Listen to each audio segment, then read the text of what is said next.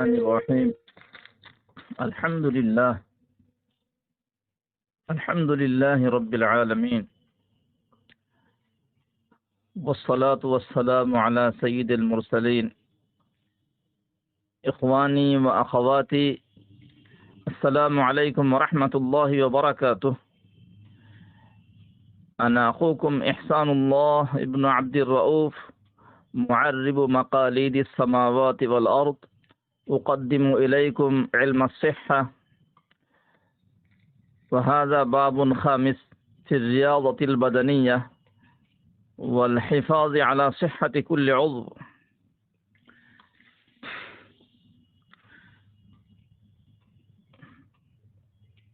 اللعب، لفظ اللعب وكلمة اللعب وردت في القرآن الكريم 15 مرة تقريبا، ومنها هذه الآية الكريمة: أعوذ بالله من الشيطان الرجيم، أرسله معنا غدا يرتع ويلعب وإنا له لحافظون.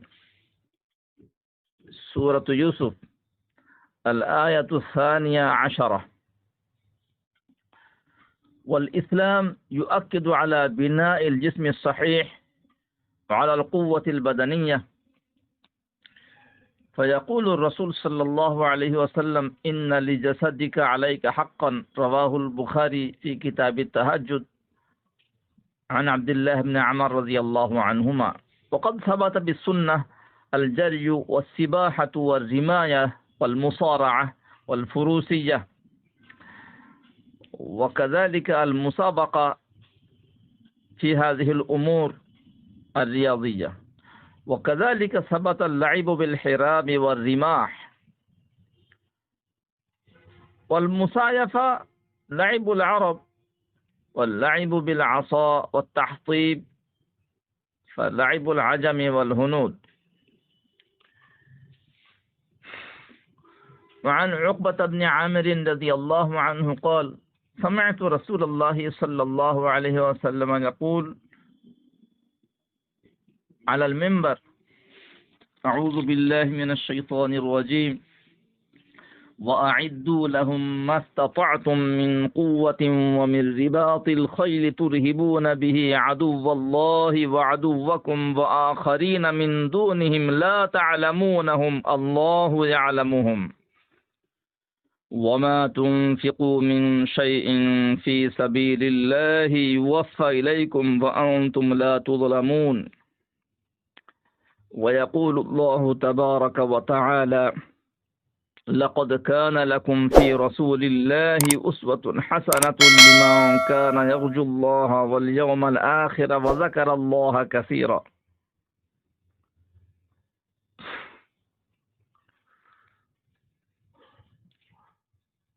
ألا إن القوة الرمي، ألا إن القوة الرمي، ألا إن القوة الرمي، رواه مسلم. وعن عقبة بن عامر رضي الله عنه قال: سمعت رسول الله صلى الله عليه وسلم يقول: من علم الرمي ثم تركه فليس منا أو قد عصى، رواه مسلم. عن سلمة بن الأكوع رضي الله عنه قال: خرج رسول الله صلى الله عليه وسلم على قوم من أسلم يتناضلون بالسوق، فقال: ارموا بني إسماعيل فإن أباكم كان راميا، وأنا مع بني فلان لأحد الفريقين. فأمسكوا بأيديهم، فقال: ما لكم؟ قالوا: وكيف نرمي وأنت مع بني فلان؟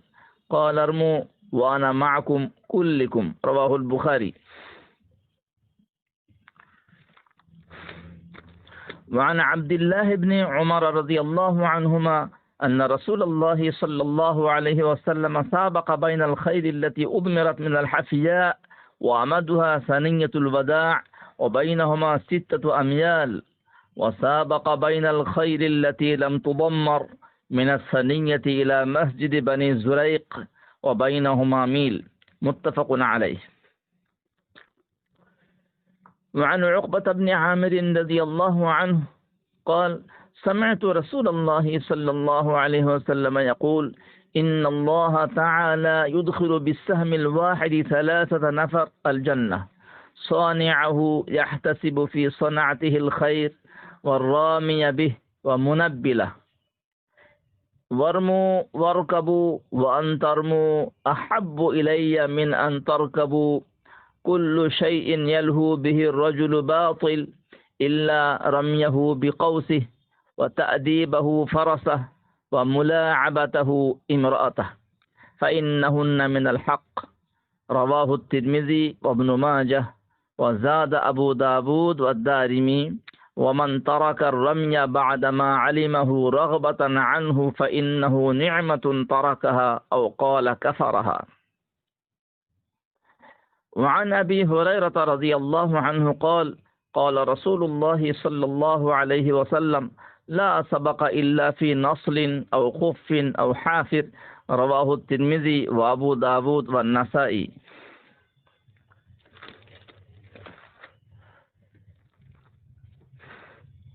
وكذلك هذا الحديث أيضا معروف في كتب الحديث: علموا أولادكم الرماية والسباحة وركوب الخيل.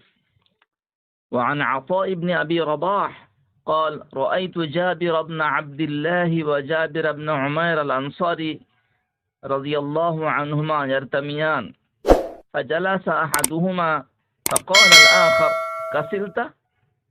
سمعت رسول الله صلى الله عليه وسلم يقول: كل شيء ليس من ذكر الله فهو لهو وسهو إلا 4 خصال: مشي الرجل بين الغرضين، وتأديبه فرسه، وملاعبته أهله، وتعلم السباحة. هذا الحديث رواه الطبراني في المعجم الأوسط في المجلد 9 رقم الصفحة 69، وكذلك في مجمع الزوائد في المجلد 5 رقم الصفحة 269، وكذلك روي في مسند البزار. وعن أبي هريرة رضي الله عنه أن رسول الله صلى الله عليه وسلم قال: كل شيء من لهو الدنيا باطل إلا 3: انتظالك بقوسك، وتأديبك فرسك، وملاعبتك أهلك، فإنهن من الحق. هذا الحديث صحيح في مستدرك حاكم على شرط مسلم.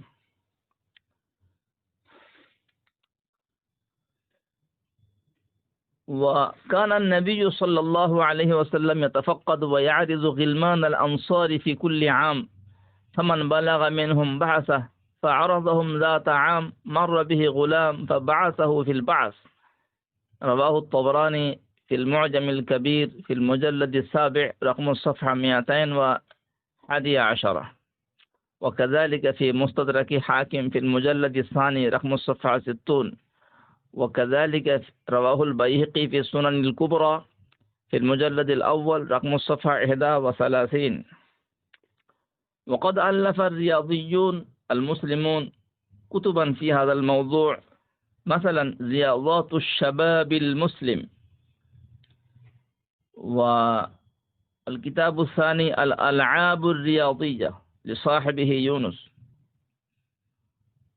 والكتاب الثالث الفروسية للعلامة ابن القيم رحمه الله، والكتاب الرابع العز والمنافع للمجاهدين في سبيل الله بآلات الحروب والمدافع لصاحبه إبراهيم بن أحمد بن غانم الأندلسي، وكذلك مفتاح كنز النظام في أصل الزماية وتعليم الغلام لصاحبه درويش علي الشاذلي الدمشقي. وهذا الكتاب الذي بين أيدينا ونقتبس من هذا الكتاب، هذا الجيش العربي الإسلامي في التخطيط السوقي، حازم إبراهيم العارف. وهناك رياضات أخرى بدنية، كما أن لليدين رياضة ولأصابع اليدين رياضة، وللرجلين رياضة، وللبطن رياضة للسلامة من الحموضة وسوء الهضم، وللعنق رياضة، وللعين أيضا رياضة خاصة. ولكن لا يمكن تطبيق هذه الرياضات الخاصة إلا برعاية تدريب مدرب ماهر خبير. وتوجد في بعض البلاد رياضة تسمى يوغا، لا بأس باليوغا. وأما حمل الأثقال يسمى جيم. حمل الأثقال وأوزار الحديد ليكون الإنسان بطلا ثقيل الوزن. فحمل الأثقال والحديد بصورة شديدة جدا يضر الدماغ والبصر والعروق والشرايين. ثم إذا شاخ وشاب هذا البطل الثقيل الوزن تألمت وتأذت عضلاته المفتولة والعروق المنتفخة دائما، فيتحسر هذا الشيخ ويندم ويقول: يا ليتني رضيت بالصحة والعافية بدل كوني بطلا ثقيل الوزن. فالرياضة البدنية بغير حمل الأثقال أفيد وأنفع وأسهل، خاصة السباحة والجري. لا نحتاج إلى مدرب ومعلم لتطبيق الجري والسباحة، فإنهما مما تعودناها من الصغر. أما الجري فكل إنسان يجري إلا الأعرج. وأما السباحة فسكان العالم يعرفون السباحة إلا قليلا. ولا بد من نية المجاهدة في سبيل الله، فإنما الأعمال بالنيات. وفقنا الله عز وجل لما يحب ويرضى. وهذه نبذة مختارة من علم الصحة في ضوء القرآن والسنة قدمناها إليكم، وأنا أخوكم إحسان الله ابن عبد الرؤوف، معرب مقاليد السماوات والأرض.